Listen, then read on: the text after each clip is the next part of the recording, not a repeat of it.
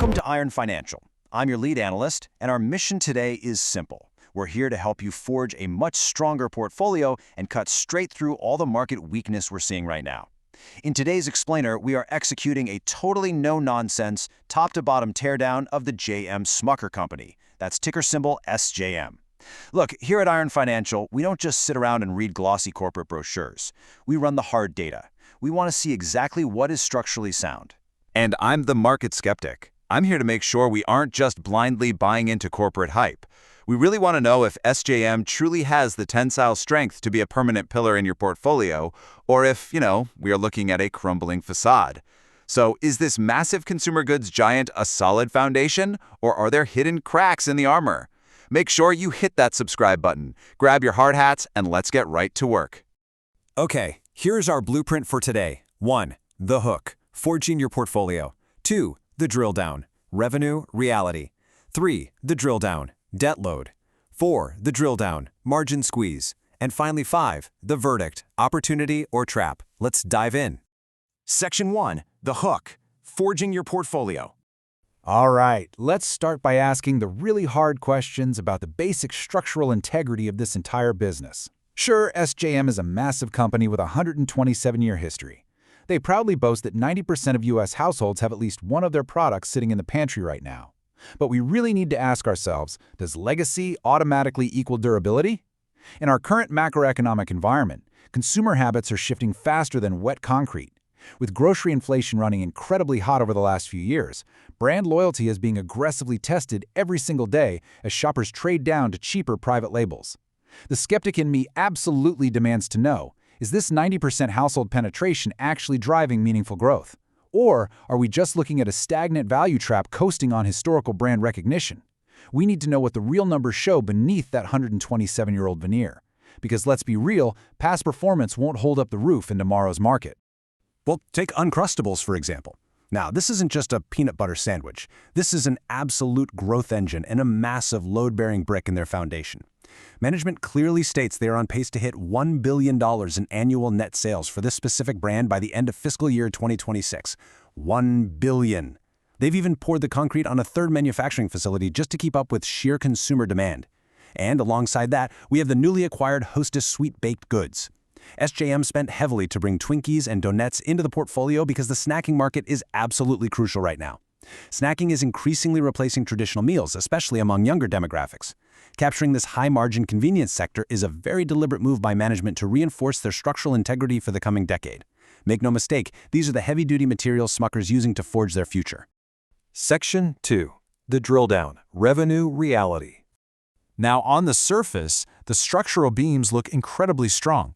This number right here represents SJM's total net sales for fiscal year 2026, $9.05 billion. That is a solid 4% year-over-year increase, but we really have to contextualize this. In a highly dynamic and deeply inflationary consumer environment, adding top-line revenue on a base this massive is no small feat. I mean, that 4% growth translates to adding roughly $360 million in net new revenue. It shows that despite intense pricing pressures and a heavily stretched consumer, they are still successfully pushing product through the retail registers. Achieving revenue expansion in this specific macroeconomic climate tells you the underlying business still has serious momentum and undeniable pricing power. Okay, but hold up. Despite raking in over $9 billion in sales, SJM reported a GAAP net loss of $1.30 per share for the fiscal year. Negative $1.30. How do you pull in record revenue and still bleed out on the bottom line? See, this is exactly the kind of structural crack we look for. You can have all the top-line strength in the world, but if your integration expenses, your massive asset impairments, and your operational costs are eating you alive, well, your foundation is actively sinking. For an everyday investor, a GAAP net loss is a blaring siren. It essentially means that the cost of remodeling the house, buying Hostess, restructuring the legacy portfolio is getting incredibly messy and severely impacting actual shareholder returns in the immediate term. That's a fair point. While net sales saw a 4% increase, the adjusted earnings per share tells a much different story. Even when management strips out all the ugly one-time costs and impairment charges to give us their adjusted EPS of $9.15, earnings still dropped by 10% year over year. I want you to think about the mechanics of that structural disconnect for a second. Revenue goes up, but adjusted profits drop heavily. That means the fundamental cost of doing business is getting heavier by the day. This divergence is largely driven by the complex integration of Hostess, some nasty lag effects from prior impairments, and relentless commodity pressures stretching across their entire supply chain. The warning lights are definitely flashing here, and it proves that top-line growth just isn't effectively trickling down to the bottom line right now. Section 3. The drill down. Debt load. Now, if you want to know if a company can survive a macroeconomic earthquake, you need to look closely at their free cash flow. This is the rebar in SJM's concrete. In fiscal year 2026, SJM generated an incredibly robust $1.16 billion in free cash flow. Think about that. In an era where the cost of capital has surged and interest rates remain stubbornly high, generating this much internal liquidity is literally like operating your own financial steel mill. And what exactly are they doing with it? They are actively forging a stronger balance sheet. They utilized $720 million of that cash to retire debt in FY26 alone. This is a massive, highly defensive move. They aren't out there burning capital on executive vanity projects. They are diligently reinforcing their structural integrity by paying down the heavy debt load taken on for those recent acquisitions. Yeah, I hear you on the cash flow, but we simply cannot ignore the sheer weight of what is hanging over this portfolio. Right now, SJM's leverage ratio, which is their net debt to adjusted EBITDA, stands at a massive 4.1 times. That is dangerously high, guys. It leaves a very, very little margin for error if the consumer environment degrades any further. It is absolutely heavy, I'll grant you that, but management has laid out a definitive blueprint to fix it. They've committed to a disciplined leverage reduction plan, explicitly targeting $500 million in annual debt paydowns for fiscal 26 and 27. The ultimate goal is to reach a much safer, much more durable leverage target of 3.0 times by the end of fiscal 2027. If they can execute this blueprint, they dramatically reduce their interest rate risk and build a true fortress balance sheet. Section 4. The drill down, margin squeeze. We definitely have to talk about the unforeseen cracks in the armor here, because external forces are literally hammering at SJM's walls. First off, a literal disaster. A fire at their Emporia, Kansas facility resulted in a temporary production disruption, blasting an estimated $25 million hole in their Q4 sales. Second, you have massive macroeconomic trade realities. Coffee tariffs hit them with a brutal $79 million impact in the third quarter alone, mostly driven by wild swings in global supply chains and climate impacts on crop yields. Third, and honestly most terrifying to me, the newly acquired Hostess segment saw sweet baked goods volume decline by 10% in Q3. Let that sink in.